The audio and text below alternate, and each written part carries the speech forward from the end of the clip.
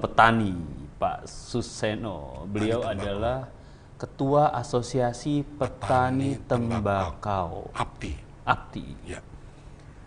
Nah, kawan-kawan semua, mari kita mulai dengan mendengarkan Pak Suseno. Apa sih yang disebut sebagai Asosiasi Petani Tembakau Indonesia itu sih, Pak?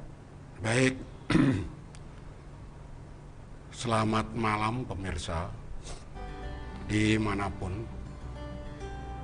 Asosiasi Petani Tembakau itu adalah kumpulan para petani yang bertujuan untuk memperbaiki nasib petani tembakau menuju kesejahteraan yang lebih baik. Asosiasi Petani Tembakau ini sebenarnya diinisiasi oleh Dirjen Perkebunan waktu itu tahun 2000. Jadi Dirjen Perkebunan minta supaya bagaimana asosiasi petani tembakau itu dihimpun dalam suatu asosiasi supaya nanti kalau ada semacam binaan-binaan dari pemerintah lebih mudah. Tahun 2000 itu kita mendirikan, waktu itu hanya, kalau tidak salah hanya 8 kabupaten ya, berkumpul, diundang, lalu kita dirikan. Ketua yang pertama itu dulu almarhum Bapak Kirno dari Jombang. Tuh. Sampai tahun 2008 kita melakukan musyawarah nasional di Temanggung. Di tahun 2008 ya itu kita sudah mulai banyak anggotanya dan cabang-cabangnya, sampai Munas kemarin tahun 2015 kita di Lamongan kita sudah memiliki 87 cabang seluruh Indonesia di provinsi 10, mulai dari Aceh, Sumatera Utara, Sumatera Barat, tapi belum ada Dewan Pimpinan Daerahnya, Lampung, Jawa ini, Jawa Barat, Jawa Tengah, Jawa Timur, Bali, Nusa Tenggara Barat, itu provinsi-provinsi dan beberapa daerah yang memiliki wilayah yang bisa ditanami. Sementara ini ditanami tembakau. Jadi kira-kira itu luasan, meliputi luasan 200.000 hektar lah. Yang 110.000 hektar itu di Jawa Timur, Jawa Tengah itu kira-kira 40.000 hektar, lalu Nusa Tenggara itu 26.000 hektar, sisanya itu tersebar kemana-mana. Nah, asosiasi petani ini dalam perjalanannya memang karena organisasi petani, jadi tidak secanggih ormas-ormas yang lain, kita ya pelan-pelan, tetapi kita mulai mengkonsolidasi petani-petani itu. Tujuan akhir paling tidak kita bisa memberikan informasi-informasi terkait pertanian tembakau. Dan di antara mereka sendiri, karena kita memiliki dalam nomenklatur itu 110 varietas sebenarnya. Banyak ya Pak? Ya, banyak. Tetapi varietas yang sering ditanam itu sekarang sudah mulai banyak hilang ya. Cuma ada beberapa varietas pokok ya. Itu misalkan Jawa, Virginia, dan lain-lain. Nah, di antara petani itu dengan organisasi ini, itu saya melihat kita punya grup informasi paling tidak. Informasi masa tanam, informasi harga tembakau. Ini banyak membantu petani dari sisi informasi. Kalau dulu petani menjual tembakau ya sudah. Apa yang saya tahu, dan petani kan price taker ya, hanya menerima harga dari pedagang, dari apa istilahnya buying agent, itu agen-agen pembelian besar dari pabrik, ya itu. Tapi sekarang petani bisa dengan asosiasi ini bisa saling menukar informasi. Jadi di situ ada berapa hektar, di situ berapa hektar gitu ya. Nah, ini nanti mempengaruhi sebenarnya supply side. Jadi di sana banyak tanah, di sana banyak rusak, di sana ini. Nah, itu yang selama ini manfaat dari asosiasi petani tembakau yang dirasakan petani. Jadi bahwa kita memperjuangkan kesejahteraan lebih baik dari petani itu banyak variabel sebenarnya yang mempengaruhi. Jadi bagaimana petani harus menghadapi pabrik, bagaimana petani harus menghadapi binaan dari pemerintah ya.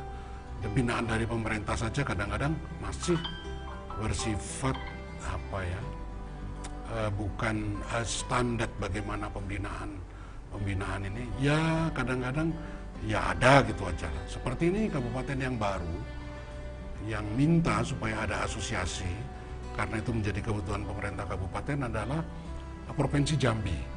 Jadi Kabupaten Marangin, Kabupaten Kerinci, lalu Kabupaten Sungai Penuh dan Kabupaten Belu di perbatasan Timur. Itu minta supaya ada asosiasi supaya nanti pembinaan dari pemerintah kabupaten itu lebih baik begitu. Jadi itu saya kira asosiasi petani tembakau selama ini, dan kita memiliki 87 cabang di seluruh Indonesia ya. Tadi sudah sampaikan. Aktif, artinya pengurus cabangnya ada. Tetapi bahwa pertemuan-pertemuan mereka biasanya difasilitasi oleh, kalau dulu Dinas Perkebunan, sekarang bagian perkebunan. Seperti di kabupaten, kemarin yang terakhir saya ke kabupaten 50 kota, jadi petani diajak bicara dengan bagian perkebunan, lalu mengundang Dewan Pimpinan Nasional. Tetapi dengan syarat bagian perkebunan, kita tidak mau membiayai Dewan Pimpinan Nasional. Ya sudah, nggak apa-apa, tapi kami datang di sana bersama kepala bagian perkebunan, kita berbicara dengan petani. Jadi bagaimana situasi pertembakauan. Lebih-lebih beberapa tahun yang terakhir ini ya, jadi sejak tahun 2003 sebenarnya, itu sudah sudah berkembang isu mengenai sebenarnya rokok dikaitkan dengan kesehatan. Jadi bagaimana rokok tidak menyehatkan dan lain-lain. Ini berdampak pada petani tembakau sebenarnya. Karena dulu ada, saya tidak bisa sebut, organisasi keagamaan yang mengatakan bahwa tembakau itu haram. Ini petani tembakau gelisah sebenarnya. Oleh karena itu saya berkeliling Jawa Tengah waktu itu, dan saya minta tokoh agama untuk ikut berbicara pada pertemuan-pertemuan kita, supaya petani tidak ada kepastian lah dari sisi hukum. Sebenarnya kita sudah punya undang-undang perkebunan, undang-undang pertanian, tetapi dari sisi moral kalau itu menanam lalu dianggap haram kan juga nggak enak. Oleh karena itu secara moral kita sampaikan pada petani, dan isu itu lalu petani mulai percaya, bertanam kembali, dan ya ini harus berlangsung lah. Oleh karena itu APTI lalu ya, karena kalau ada tantangan-tantangan begini kita harus berjuang bersama bagaimana menghadapi kelompok-kelompok yang menganggap rokok it's okay lah ya itu. Tetapi bagaimana petani tembakau sementara kita tidak punya processing lain kecuali itu 90% untuk rokok. Itu yang dari sisi tanaman tembakau sendiri di lahan, tembakau itu kan sebagian besar ditanam di musim kering. Nah, petani-petani seperti Madura itu hampir 60% dari Jawa Timur. Jawa Timur itu 60% nasional. Jadi 110 kira-kira 60.000 hektar itu di Madura lah. Di Madura itu kan tanahnya kalau musim kering, terutama yang di gunung-gunung itu kan memang susah air. Nah, petani bertanam tembakau gitu. Dari tembakau ini mereka secara ekonomi itu pendapatannya masih lebih bagus kalau itu hanya jagung misalkan dibandingkan jagung misalkan, atau ketela pohon kalau di sana. Oleh karena itu di Madura bertanam tembakau itu bagian dari bagaimana menjadi kultur. Bertanam tembakau itu pada musim kering wajib. Kalau kita ketemu petani di Madura tanam tembakau, itu wajib. Karena memang itu alternatif begitu. Walaupun ada upaya-upaya beberapa tahun terakhir, sekitar 3-4 tahun terakhir itu, ya karena memang tekanan kepada anti tembakau, bahwa tembakau itu diganti tanaman alternatif lain lah. Yang di musim kering bisa ditanam misalkan. Itu pernah dicoba kita kenaf. Dicuci coba kenaf itu di Madura. Nah, kenaf itu pasarnya untuk apa? Tali rami itu sekarang kalah dengan tali plastik, ya kan? Dulu kan itu tali rami kan. Dan itu kalau di Malaysia, waktu saya ke Malaysia, karena lahan mereka itu kerajaan yang menentukan, begitu mereka bertanam 4 hektar tembakau, 2 hektar harus kenaf. Petani mengeluh, kenaf kami jual kemana? Pasar kenaf itu hanya ada di Montai. Di Montai itu untuk baju tradisional dari kenaf. Sehingga kenaf itu juga bukan alternatif yang bagus secara ekonomi untuk menggantikan tembakau. Nah petani nggak mau, nggak mungkin lah. Tembakau itu alternatif dari tanaman-tanaman yang nilai ekonominya lebih rendah, supaya memperbaiki nilai ekonomi. Kenapa? Ini sudah alternatif. Nah ini di penjelasan-penjelasan ini, informasi-informasi semacam ini, memang nanti yang menyuarakan pada tingkatan nasional itu APTI. Karena APTI itu memiliki cabang-cabang di daerah-daerah nanti, dan cabang di daerah itu memang varietasnya bisa berbeda-beda tembakau. Itu teman-teman petani di bawah itu menyuarakannya sesuai dengan kebutuhan-kebutuhan tembakau. Misalkan Temanggung. Temanggung itu tembakau jenis kemeloko yang high nikotin. Dibandingkan dengan NTB, itu Virginia Flucut yang, nah ini beda. Ini beda. Nah ini informasi-informasi umum bisa kita sampaikan kepada teman-teman, tapi di antara mereka sendiri melakukan informasi itu tuh APTI itu. Sehingga sejak tahun 2000, ya kalau manfaat maksimal belum lah, kita akan memperbaiki. Kalau dibandingkan dengan asosiasi petani di beberapa negara, misalkan di Vietnam itu ada asosiasi petani Vinetaba namanya. Bagus sekali, karena pemerintah membackup. Misalkan KTGO, misalkan Korean Tobacco Grower Organization. KTGO itu organisasi petani di Korea Selatan. Itu gedungnya saja itu lantai 6. Dan dia punya cash, punya dana tunai cadangan itu kalau disetarakan ke nilai rupiah Indonesia itu 4 triliun. Banyak ya Pak? Waktu saya ketemu saya tanya, kamu dari mana itu duit? Pemerintah membackup kami. Kami tidak punya panas. Panas artinya matahari. Oleh karena itu kami tidak menggunakan sun cute, pengeringan menggunakan matahari, tetapi kami menggunakan listrik. Listrik gimana? Kami disubsidi pemerintah. Itu. Jadi India, kalau India baru terbentuk ya, tahun 2011. Tadinya India nggak ada asosiasi petani. Yang paling lama, yang umurnya kira-kira 110 tahun itu Brasilia. Itu sangat terkenal, AFUBRA namanya, asosiasi petani. Kita juga dulu terinspirasi bagaimana AFUBRA, karena dulu di informasi-informasi ITGA, International Tobacco Growers, itu nama AFUBRA mesti muncul. Organisasi petani di Brasilia dan sangat kuat karena sudah hampir 100 tahun umum. Dan itu menjadi bahan pertimbangan pemerintah ataupun pabrikan, bagaimana suara AFUBRA itu. Bagaimana suara petani AFUBRA. Di sana memang komoditi tembakonya sudah homogen sifatnya. Kalau kita kan masih macam-macam. Tembakau rakyat itu kan masih macam-macam. Nah kalau di sana homogen, sehingga pengelolaan organisasinya berbasis kepada tembakau itu homogen. Ada 2 di sana sebenarnya besar. Satu itu White Barley, satu itu Virginia Flucut. Nah kalau kita White Barley hanya ada di Lumajang. Virginia Flucut kita punya di NTB. Lalu Oriental kita semi Oriental Madura. Kita mesti import. Nah itu jadi terinspirasi dari beberapa organisasi petani tembakau di dunia. Kita inginnya seperti mereka. Walaupun ada satu kultur yang memang membedakannya. Itu saya kira asosiasi petani tembakau. Oke, Pak. Tadi kan Bapak sampaikan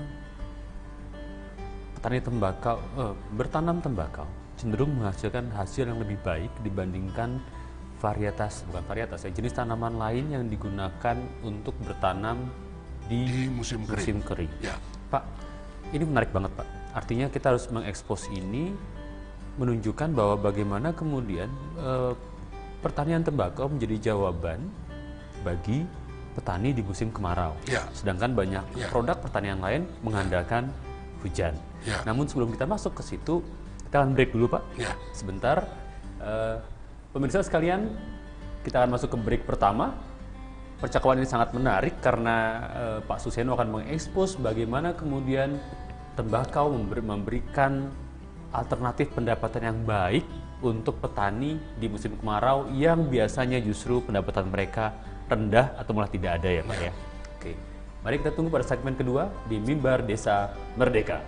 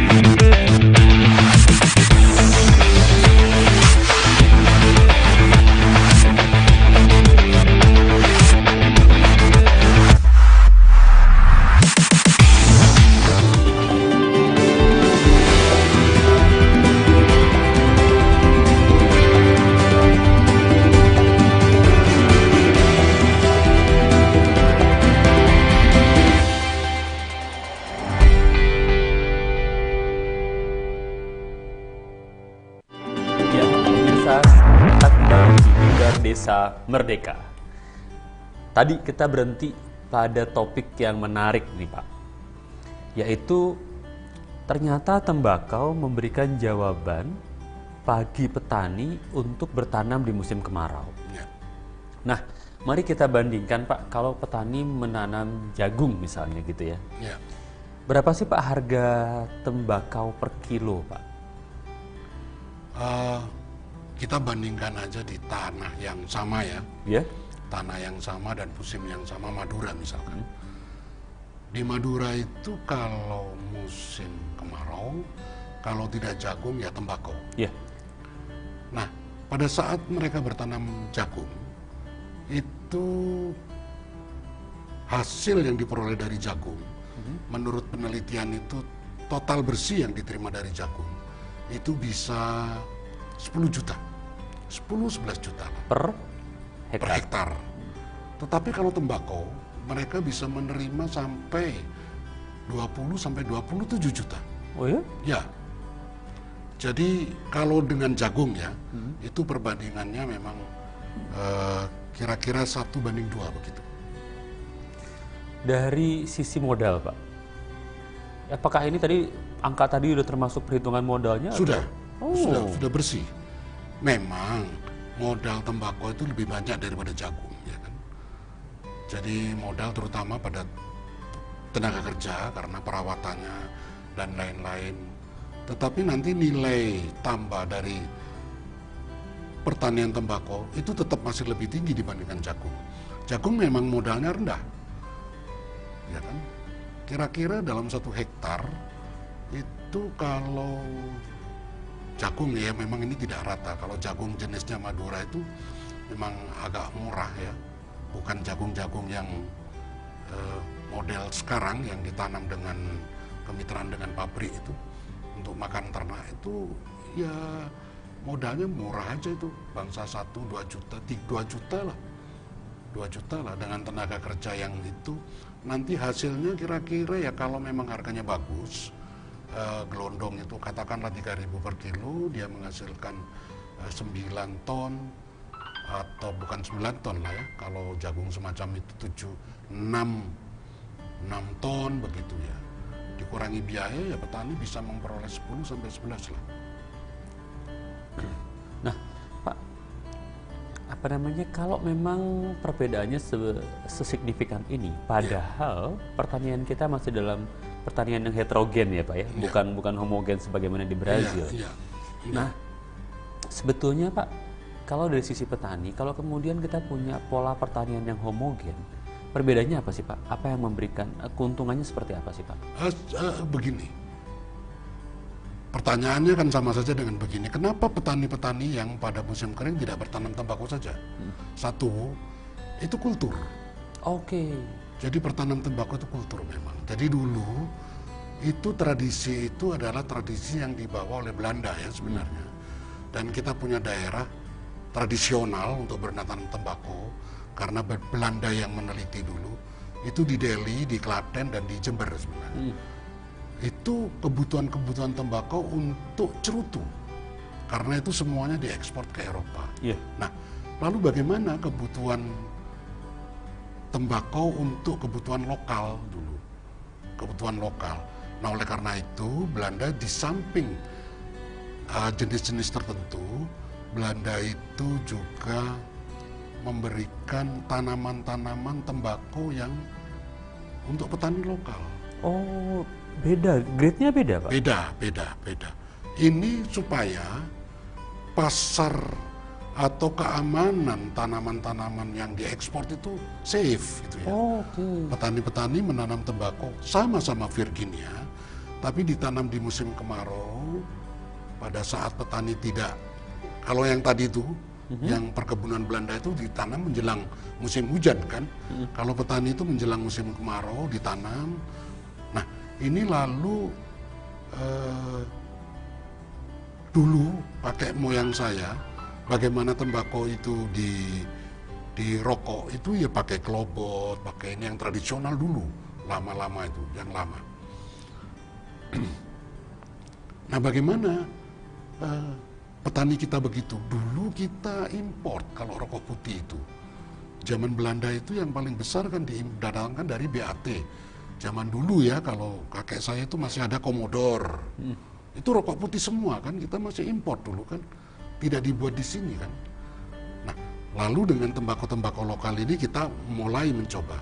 Terutama di Jawa Tengah itu kita mulai mencoba tembakau dicampur dengan ini menjadilah kretek gitu. Dan karena tembakau itu spesifik lokasi, maksudnya begini, jenis yang sama, varietas yang sama, ditanam di lokasi yang lain, nanti hasilnya tidak mungkin sama dengan itu.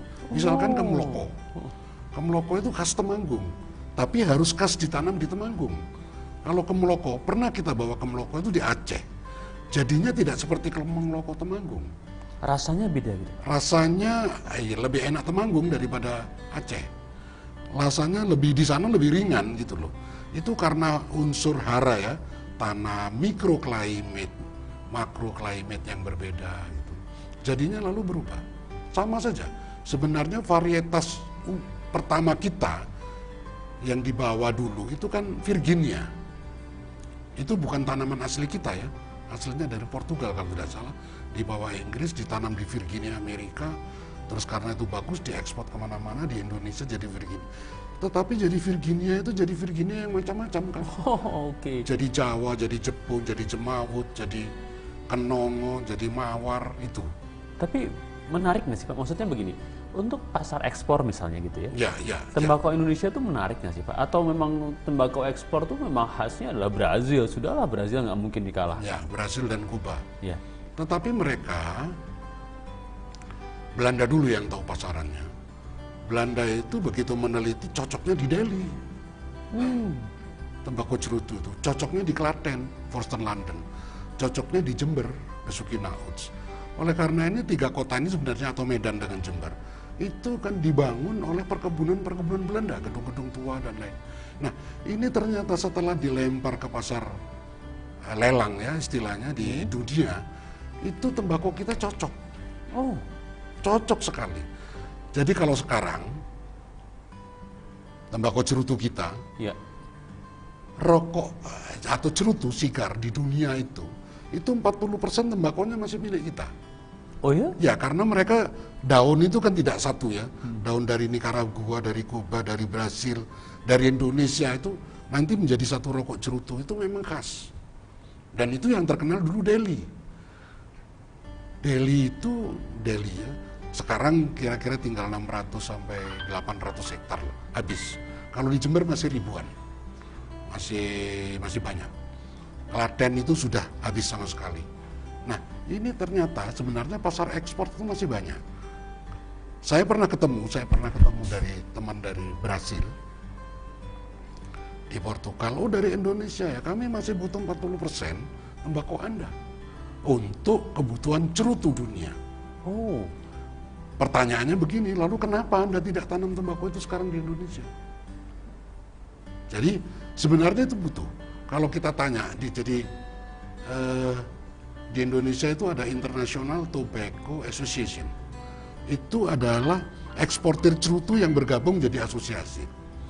Kemarin saya ketemu dengan ketuanya, saya tanya, apakah tembakau-tembakau semacam jenis Naos itu dibutuhkan? Masih banyak kebutuhannya, hanya yang bertanam tidak ada. Nah, ini mestinya ditangkaplah dengan Departemen Pertanian ya. Saya sih mendengar Departemen Pertanian maunya mengembangkan lagi Naos itu di Delhi gitu ya. Karena di sana perkebunan. Tapi perkebunan kita dulu kan dituntut efisien, cepat gitu ya. Kalau ekspor itu, kalau tembakau kan tidak bisa. Jadi tembakau ditanam dalam waktu 4 bulan. Diproses lagi nanti supaya bisa diekspor, itu bisa 4 bulan, 5 bulan. Lama jangka waktunya itu. Lalu banyak PTP2 terutama itu ditanami sawit. Begitu investasi pertama, sawit itu lebih turnovernya lebih cepat daripada tembakau yang memang prosesnya lama. Ini yang menyebabkan beberapa perkebunan kita lalu turun.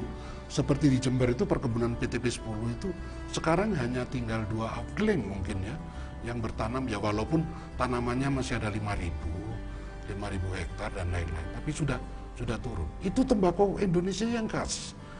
Dan pengetahuan ini diketahui oleh Belanda dulu. Oleh karena itu pasar lelang kita di Belanda. Setelah nasionalisasi perusahaan-perusahaan Belanda di Indonesia, Belanda nggak mau. Saya nggak mau terima tembakau kamu. Jerman lah yang terima. Sehingga pasar lelang kita di Bremen. Ekspor itu. Ada lagi ekspor yang kalau di kita itu, dalam istilah ekspor itu hang. Hang itu istilahnya macam-macam lah, tetapi bahasa ekspor hang. Itu tembakau yang 1, 2, 3 daun dari bawah. Itu biasanya kalau petani tembakau, kalau Anda lihat, itu yang sudah layu, kering di pohon, sambil menunggu ini, yang di bawah-bawah itu dulu dibuang. Ada yang menyebut sampar lebu, dibuang. Tapi sekarang itu justru diekspor. Istilahnya hang. Itu kenapa dulu dibuang? Karena yang dekat dengan tanah itu low nikotin dan tidak berasa, kalau merokok nggak ada rasanya lah, nggak enak lah. Nah ternyata kemarin saya ketemu sama eksportirnya, itu kita masih punya kuota 40.000 hektar di tembakau-tembakau yang jelek itu yang dibuang oleh petani itu, hang itu. Harganya memang murah lah di tingkat petani itu, ya paling 3.000 per kilo. Nah itu diekspor ke negara-negara Eropa, bekas Eropa Timur, yang tidak mampu membeli tembakau yang harganya mahal. Nah itu kalau dirokok nggak enak lah. Nah itu situasi tembakau, sehingga sebagai tanaman alternatif, petani Madura itu kalau ditanya, ya saya bisa naik haji karena tembakau. oh, Bisa begitu. Di Jember itu kan kebanyakan petani tembakau memang kultur Madura. Itu yang saya sampaikan, bahwa memang setiap tanah di Indonesia bisa ditanami tembakau, walaupun nanti keluar tidak seperti strain aslinya ya. Tetapi kultur itu yang memang harus seperti Lampung.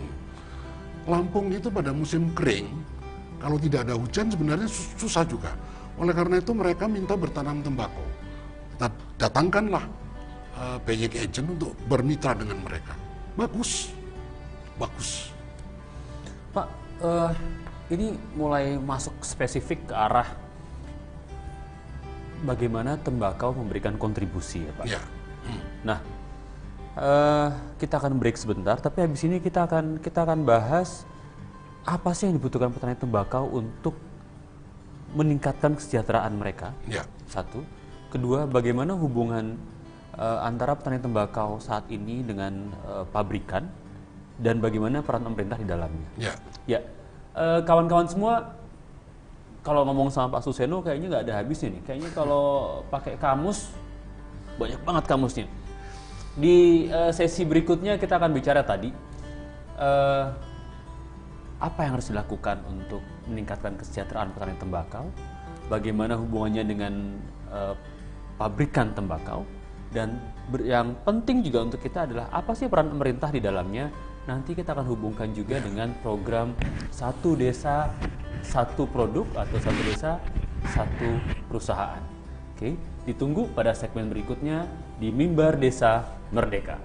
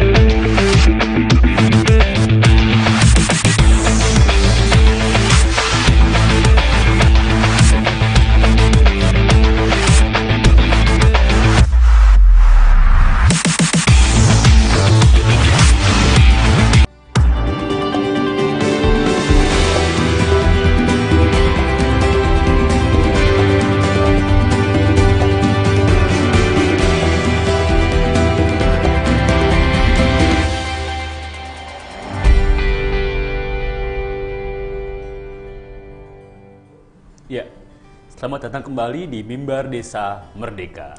Masuk lagi ke segmen menarik bersama Pak Suseno. Pak,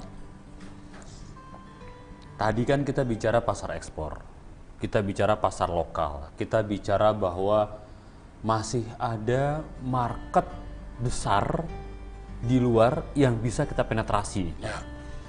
Nah, sekalipun kemudian petani menanam tembakau itu memberikan hasil yang lebih baik dibandingkan tanaman alternatif lain, namun nih Pak, dari sisi asosiasi petani, apa sih Pak yang diperlukan untuk meningkatkan kesejahteraan petani tembakau?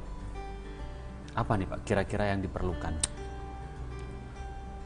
Karakteristik pertanian tembakau itu yang tidak bisa dikuasai oleh petani adalah musim. Oleh karena itu biasanya petani minta bantuan pemerintah itu bagaimana ramalan musim, BMKG. Petani sekarang kalau itu sekarang ada BMKG, ada aplikasi. Tetapi kalau petani-petani di Jawa Timur itu malah lebih percaya pada BMKG Australia. Oh iya. Nah ini. Jadi kalau sudah menghadapi musim seperti tahun 2017 itu kemarau basah, petani yang menanam habis. Lalu yang kedua, tembakau itu adalah sebuah produk, sebuah komoditi yang sangat rentan sebenarnya. Rentan itu dalam pengertian begini, kalau dia itu petani tidak mampu menyimpan lebih lama, bisa rusak, berjamur dan lain-lain. Oleh karenanya petani buru-buru mesti datang ke pasar. Nah, ini yang dihadapi kalau berkaitan dengan kesejahteraan. Petani menghadapi market yang sifat pasarnya itu monopoli dari pembeli. Petaninya banyak, pembelinya sedikit, sehingga pembeli bisa pilih-pilih. Nah ini problem pasar, problem tata niaga. Ini sudah sering kita sampaikan. Jadi kadang-kadang petani itu tidak untung, itu bukan karena komoditinya, tetapi karena dimainkan oleh pedagang. Oke. Dan rangkaian tata niaga dari petani sampai ke pabrikan itu kira-kira, ini bukan kira-kira tapi penelitian dari Profesor Sony itu, dari petani nanti ada pedagang, pengumpul kecil, pengumpul besar, pedagang besar, grader, baru pabrik. 5 ya? Ya, ada 5. Coba, ini masing-masing supaya bisa hidup kan mengambil nilai tanah dari komoditi tembakau itu. Ya kan? Contoh saja begini misalkan, ini problem yang selalu saja dihadapi petani, dan petani selalu menyampaikan bagaimana kita menghadapi para, kalau istilah di Jawa Tengah itu gaok, kalau istilah di Jawa Timur itu belandang, kalau istilah di Madura itu belandong, macam-macam lah. Itu sebenarnya yang di tengah ini. Misalkan begini, 1 kilogram dibeli dari petani, itu 70.000, sebutlah harga yang normal ya. Harga normal agak tinggi. Tetapi nanti 1 kilo itu bisa membuat rokok, itu kira-kira menjadi 77 pak. Banyak ya? Ya, 77 pak. Sebut saja misalkan dia dijual 10.000 menjadi 770. Ada nilai tambah dari 70.000 ke 770.000. Ya kan? 700 ini dinikmati siapa? Pertama-tama yang menikmati paling banyak itu pemerintah. Dari 700 nih, 61% pemerintah. 61%. Oke, kita punya sisa 39%. 39% itu siapa lagi? Ya kan? Nah, kalau dihitung sebenarnya petani itu hanya menikmati 4%. Lalu kira-kira 12 sampai 14% itu para pedagang. Selebihnya pabrik itu nanti karena dia membayar tenaga kerja itu juga besar, pengasong itu juga ya bisa sampai 5%, 8%. Nah, ini berarti pemerintah menikmati paling banyak dari nilai tambah itu. Tetapi semua rangkaian perdagangan ini juga menikmati nilai tambah itu tadi. Petani kecil. Padahal sebagai pengambil risiko dia paling kecil ya Pak ya? Paling besar kalau risikonya. Paling besar risikonya, Paling besar paling kecil pendapatannya. Pedagang itu kadang-kadang tidak mempunyai modal tetapi membawa tembakau petani kepada pedagang besar gitu ya. Dia sudah dapat duit dari situ. Ini tanpa modal. Dan sering terjadi begitu. Di Jawa Tengah itu. Sehingga yang dihadapi petani, tata niaga. Oleh karena itu asosiasi petani sering kami minta kepada pemerintah. Saya pernah beberapa kali ketemu dengan baik Menteri Perdagangan atau Dirjen Perdagangan Dalam Negeri. Kami minta, cobalah di pertanian tembakau itu ada niaga yang ditata begitu ya. Tidak liberal. Kita disuruh menghadapi pabrikan atau grader atau paying agent yang besar-besar, nggak mampu petani itu. Pak, kembali kepada tadi Pak.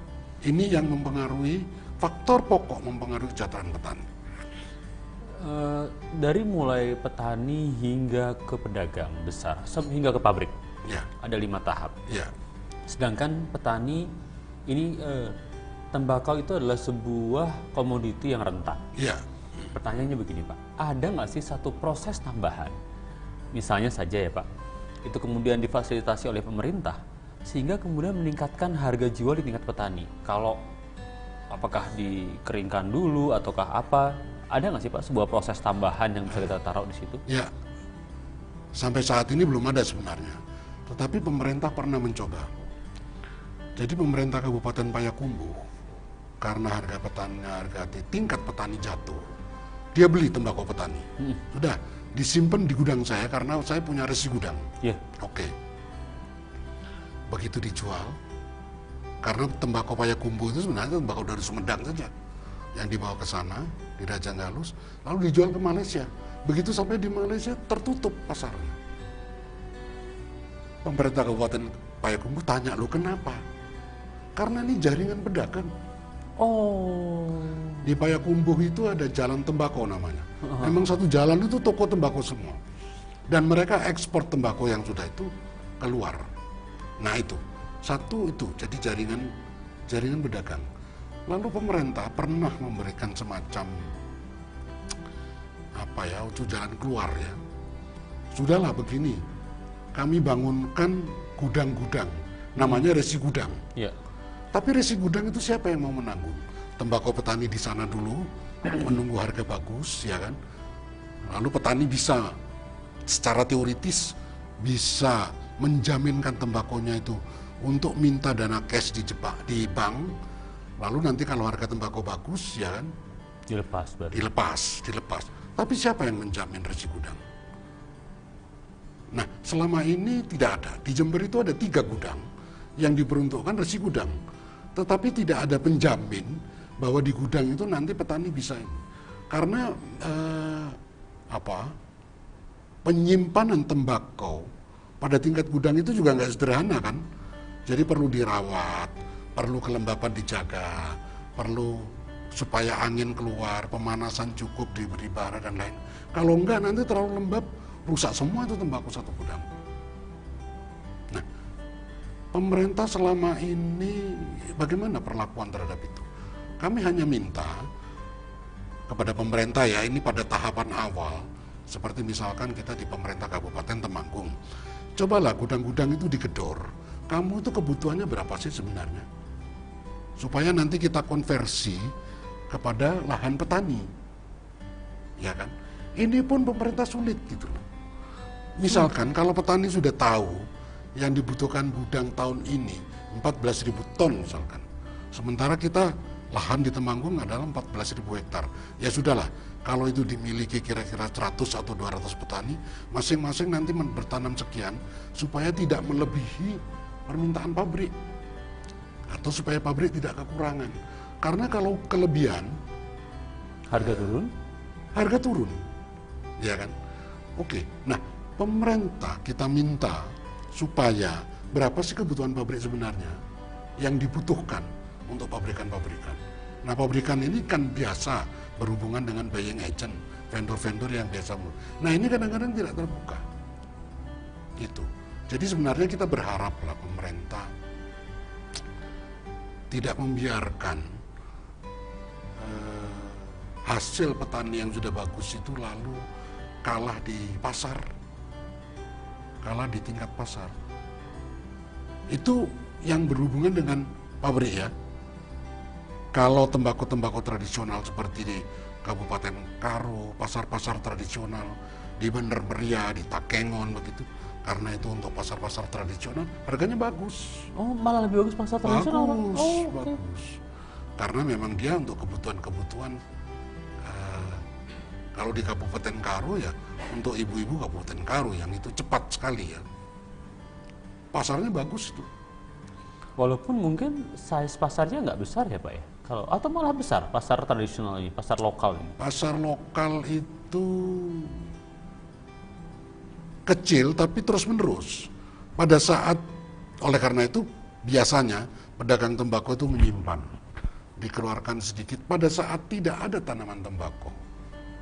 Merokok secara tradisional masih dibutuhkan. Nah, ini tembakau dikeluarkan, harganya mulai naik. Kenapa harga pasar tradisional bagus? Tetapi tetap saja yang menikmati pedagang. Petani itu tidak mampu lah kalau untuk menyimpan barang 10 ton begitu, ya. Kecuali memang ada model di Muangtai. Jadi pemerintah yang pro petani. Setiap 20 petani itu diberi 1 gudang. Dikelola oleh, bisa saja kalau ada BUMDes, bisa saja di gudang BUMN 20 orang dikelola gudang itu, tetapi tidak bersifat tersi gudang, ya. Petani minta jaminan, ini bersama-sama dikelola begitu, sehingga nanti kalau petani atau kalau pedagang mau membeli, ya mesti melewati layer itu, ataupun ini di Muangtai dipraktekkan itu petani tembakunya bagus. Tetapi memang di sana beda dengan kita. Di sana itu ada Thai Tobacco Monopoly namanya, asosiasi petaninya, dan itu pemerintah. Sama dengan Korea Selatan. Hei pabrik, you kalau mau beli tembakau ke aku, ke petani. Tapi mesti aku tahu, kalau kamu harganya jelek, nah mesti harganya bagus dong. Jadi di sana backup seperti Avubra dulu, tapi Avubra cukup kuat. Di beberapa negara itu petani tembakau benar-benar di backup lah oleh pemerintah. Sehingga menghadapi pabrikan yang besar, buying agent yang besar, itu petani juga mampu. Bargainingnya cukup karena pemerintah di belakangnya. Kita pernah mencoba itu, dan sekarang masih berjalan. Ada Komisi Urusan Tembakau Jember. Kita minta pada pemerintah kabupaten dibentuk Komisi Urusan Tembakau Jember. Yang pertama-tama kita batasi waktu itu, gudang maksudnya milik pabrik ya, eksportir, tidak boleh menanam lebih dari 5 hektar. Kalau dulu mereka bertanam berhektar-hektar sehingga bersaing dengan petani. Nah itu berjalan. Lalu harga dan lain-lain kita rundingkan di KUTJ ya. Pak, ini makin kesini makin seru nih Pak. Tanpa sadar kita sudah bicara mengenai peran pemerintah. Ya. Baru saja Bapak menyinggung soal peran pabrikan Pak. Nah, sayangnya ini segmen ketiga kita mau break dulu. Namun pada berikutnya nih Pak, kita akan bicara mengenai tadi yang Bapak sudah singgung, peran BUMDes. Tadi yang Bapak singgung usulnya adalah ada sebuah gudang yang dikelola bersama-sama. Ya. Dan bagaimana peran pemerintah daerah untuk mendorong gudang bersama ini dalam bentuk BUMDes menjadi quote-unquote agent pembeli atau penghubung antara pabrikan dengan petani. Gitu. Ya, para pemirsa sekalian, di segmen terakhir nanti kita akan masuk pada titik krusial di mana kita akan membicarakan peran pemerintah daerah, pemerintah desa untuk meningkatkan kesejahteraan petani tembakau. Mari kita tunggu segmen berikutnya di Mimbar Desa Merdeka.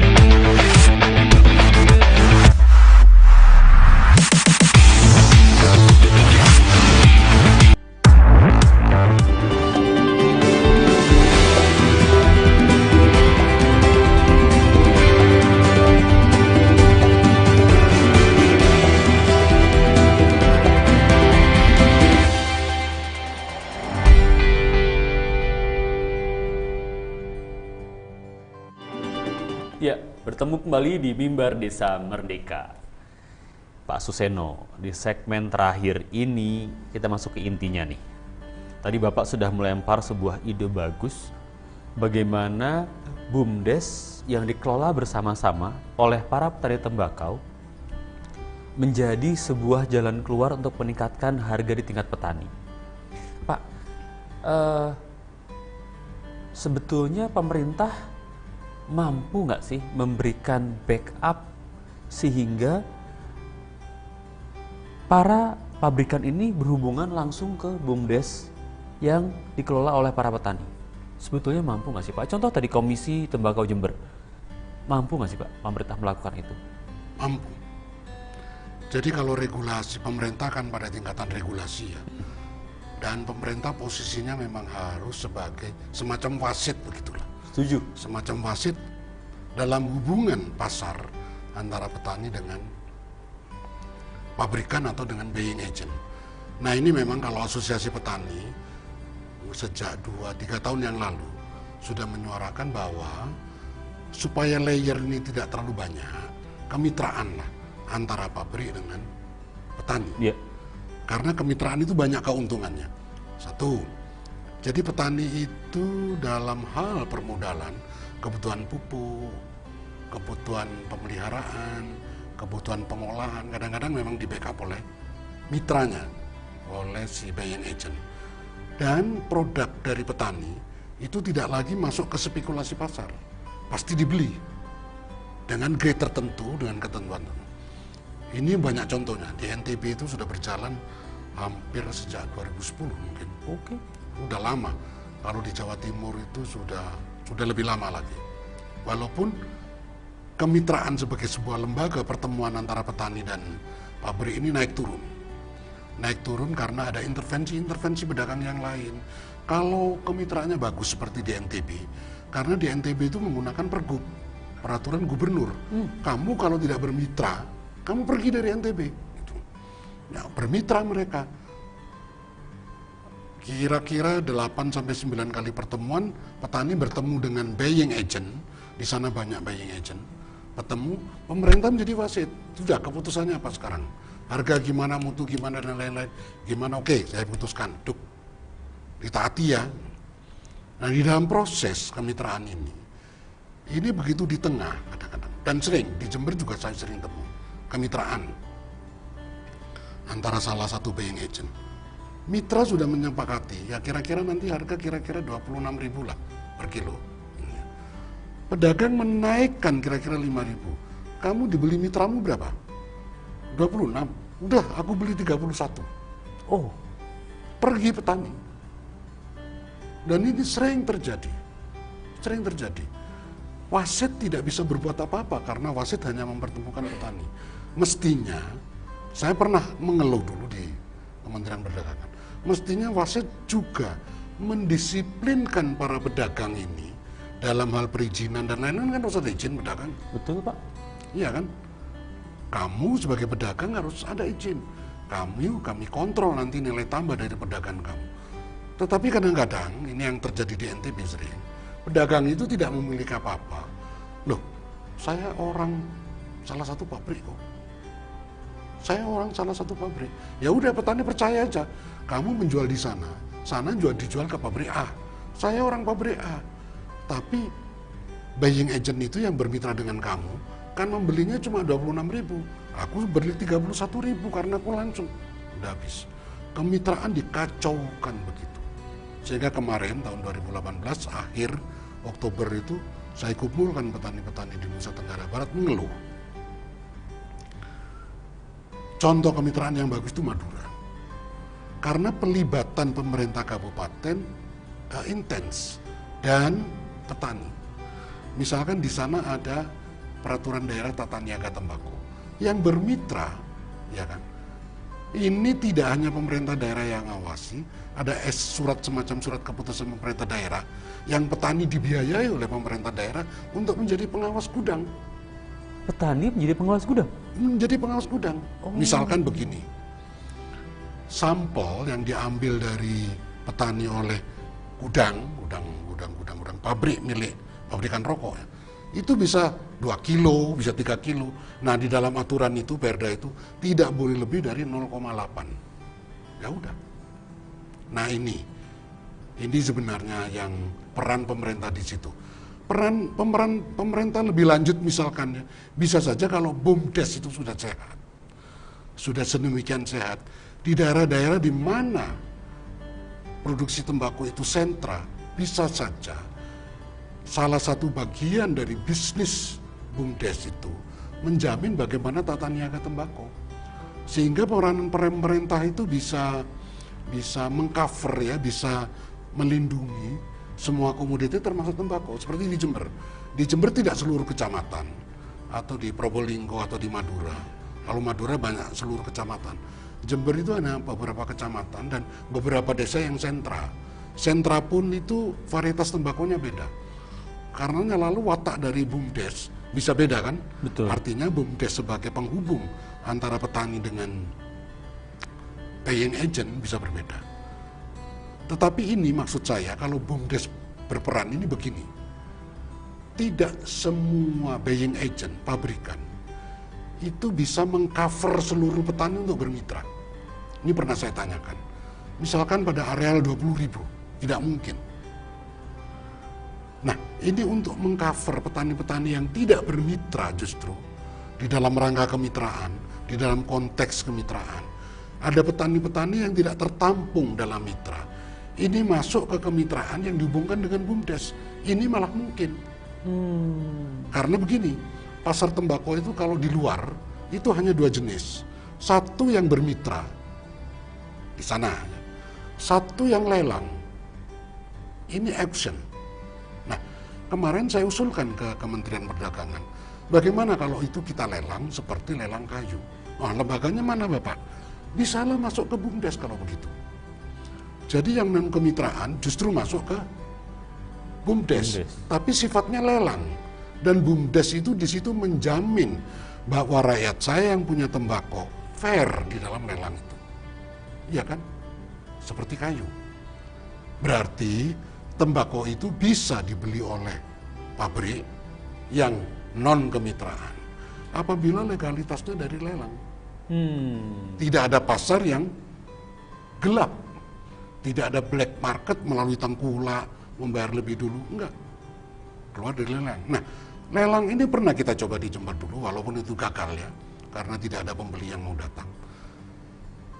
Kalau itu wajib, misalkan, oke, kamu kemitraan di sini, di desa ini ada 5.000 hektar, kamu mau bermitra berapa hektar?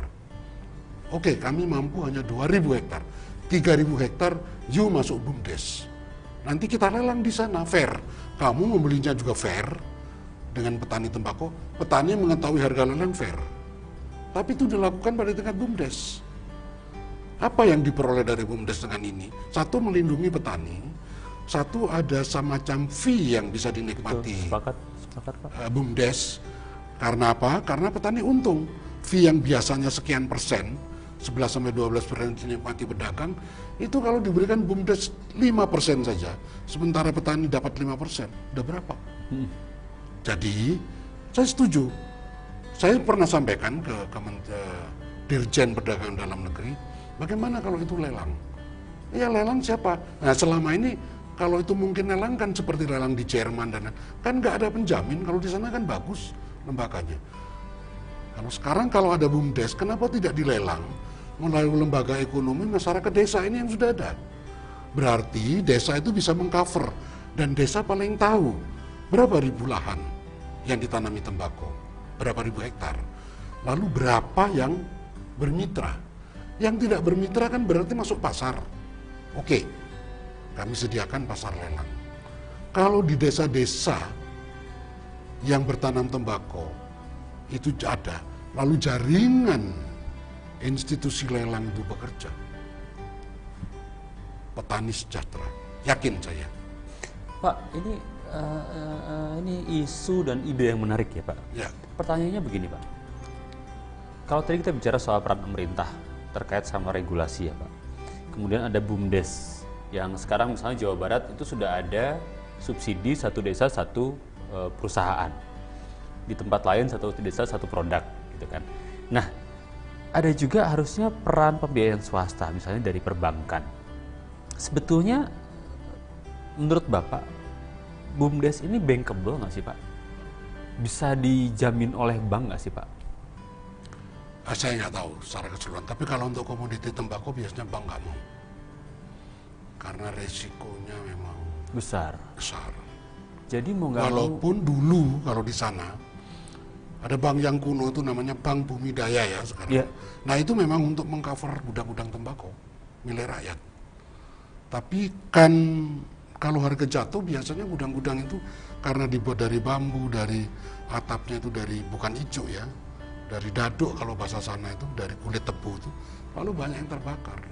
Pengalaman lalu bank sampai sekarang pun karena tekanan internasional, tekanan kesehatan dan lain-lain, menjamin produk tembakau juga nggak bisa ya Pak. Sehingga kalau memang ada modal, tetapi kalau BUMDes sebagai lembaga lelang saja yang tidak perlu modal sebenarnya, hanya semacam tempat saja. Tetapi BUMDes punya, misalkan BUMDes punya gudang lah, oke, di 3.000 hektar ini panen hari apa dan ini, oke. Pada hari itu kita buka lelang, misalkan seminggu 2 kali. Petani juga harus dilibatkan di dalam lembaga lelang. Lalu ada pabrik yang membeli, harus dilibatkan lembaga lelang. Tapi BUMDes lah sebagai wasit yang menjamin supaya lelang itu fair. Nah, ini tergantung kompetisi antar BUMDes lalu ya. Memang BUMDes tidak berbisnis di sini, tapi bisnis jasa lelang. Jasa lelang, karena di Indonesia jasa lelang juga ada. Oke, saya jasa lelang. Fee dari tiap-tiap kilo, misalkan sekian. Itu petani nggak rugi kok. Dan pabrikan, begitu tahu BUMDesnya itu terlibat lah. Oh ya oke. Saya kira... Pak, kan sudah pernah dicoba sebelumnya lelang ya Pak ya. Pada waktu itu pedagang tidak datang. Apa sih Pak faktornya? Orangnya pedagang. Mereka memang tidak mau terlibat dalam proses lelang tadi. Ya, mereka kan nilai tambah yang selama ini dinikmati hilang. Kemitraan aja tidak semua pedagang mau. Kalau di Temanggung itu menolak semua itu. Kemitraan itu apa? Karena apa? Mereka banyak pedagang. Temanggung itu pasar besar untuk tembakau. Nah ini jadi tantangan kemitraan itu diantara petani dengan pedagang. Kalau pabrikan oke. Kami sampaikan kemarin dia oke, kemitraan itu bagus di Menteri Pertanian bagus. Tapi bagaimana model kemitraan itu yang bagus nanti? Yang bagaimana keterlibatan petani dan lain-lain. Saya kira kalau ini berjalan nanti bisa memasukkan bagaimana peranan BUMDes pada konteks kemitraan, karena tidak seluruhnya bisa bermitra ya. Tapi pada konteks kemitraan ada yang bisa di-switch yang non-mitra ini masuk ke BUMDes tadi. Masuk ke BUMDes, tapi ini kan memperpendek rantai kalau lelang. Sama dengan kemitraan tapi auction, lelang. Saya kira begitu. Ya, memang selalu menarik saat kita bicara kesejahteraan petani ya Pak ya. Karena peran pemerintah terutama di soal tembakau ini sangat besar ternyata.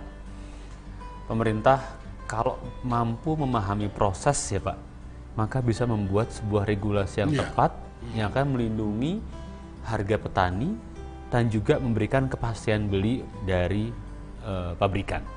Ada mutu yang terjamin, ada harga yang terjamin, ada mata rantai yang bisa diputus sehingga harga tembakau pun akan lebih bersaing tentunya ya Pak ya.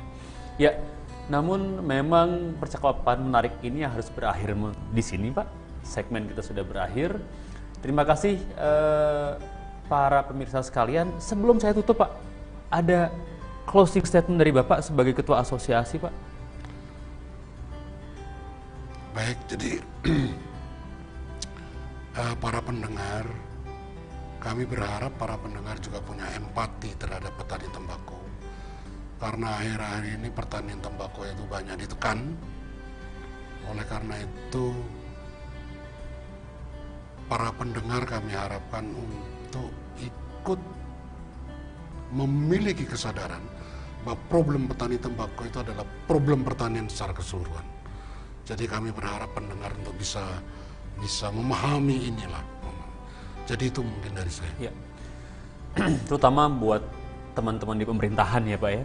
Kita butuh sekali pemerintah untuk masuk ke dalam tata niaga tembakau, memberikan aturan yang tepat, memberikan regulasi yang pas, seperti Bapak bilang tadi, menjadi wasit di antara buying agent, pabrikan, dan petani, sehingga memberikan hasil terbaik untuk petani tembakau Indonesia ya Pak ya. Ya, terima kasih para pemirsa sekalian. Sekali lagi saya Nikola Indra Rajasa dari Mimbar Desa Merdeka. Sip, terima kasih Pak.